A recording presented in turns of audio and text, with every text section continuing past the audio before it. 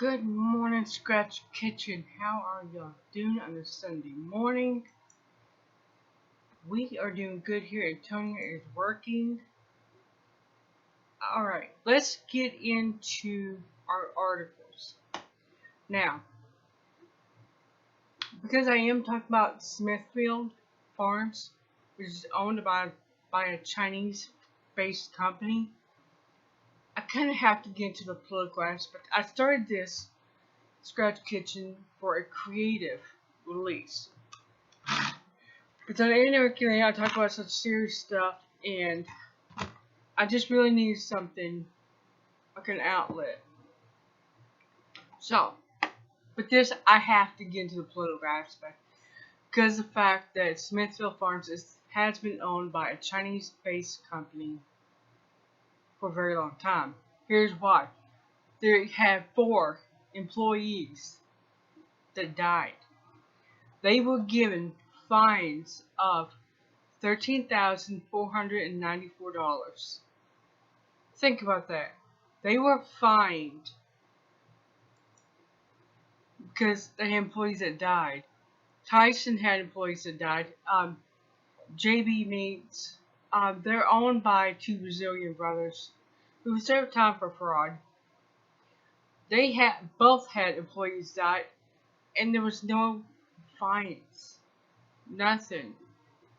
But Smithfield, owned by a China-based company, has employees die, and they get fines. What? Anyway, moving on. Tyson is opening clinics for employees. Well, how generous of them.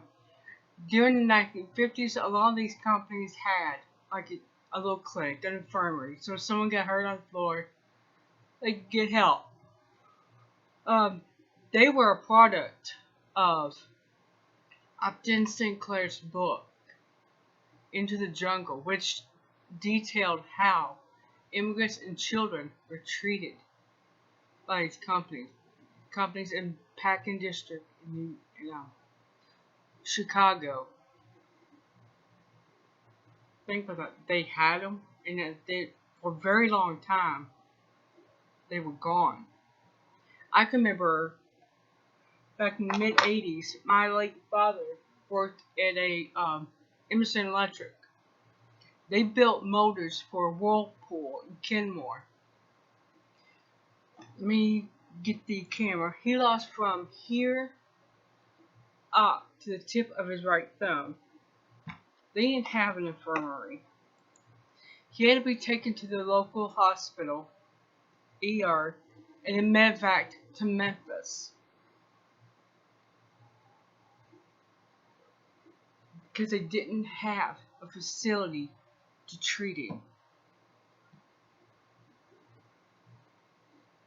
And now that they're putting him back in, we're supposed to pat him on the back for doing what they should have had to start with?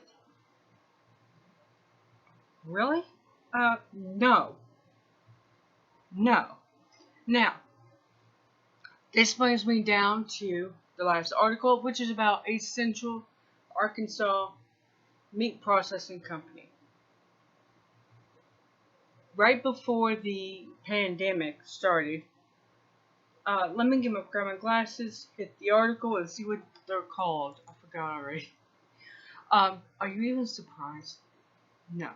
Cypress Valley Meat Company. They're no longer able to take deer or wild game. First, let's understand something. A lot of the hunters in Arkansas, I know because I grew up in the northeast corner, hunt for subsistence, not sport. This isn't about putting a head on your wall for them. This is about putting meat in your freezer all winter long. I can remember in high school, some of the guys that I had to do a welding class with built a deer stand. These folks hunt out of necessity. And now They don't. They have one less place they can go to. Now, over the last year, we've seen a push for you and me to go to a plant-based protein. Let me tell you something. Those burgers, for the Impossible Burgers, well, I should say Impossible Burger type of thing, at my local Kroger, is almost $5 for one pack of 4. I can pay that for 8 actual burgers, okay? I'm not paying almost $5 for 4 because they're plant-based. No. Hell no.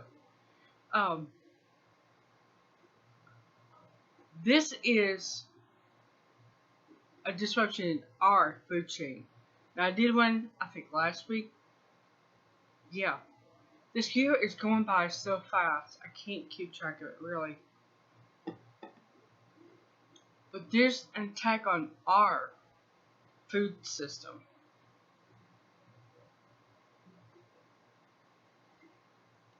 Anyway, these big companies, only Smithfield Farms get fined almost $14,000 for employees that die, while Tyson and JB Meats don't.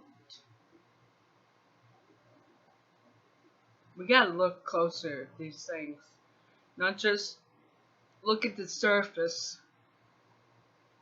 and, just pass, just move along.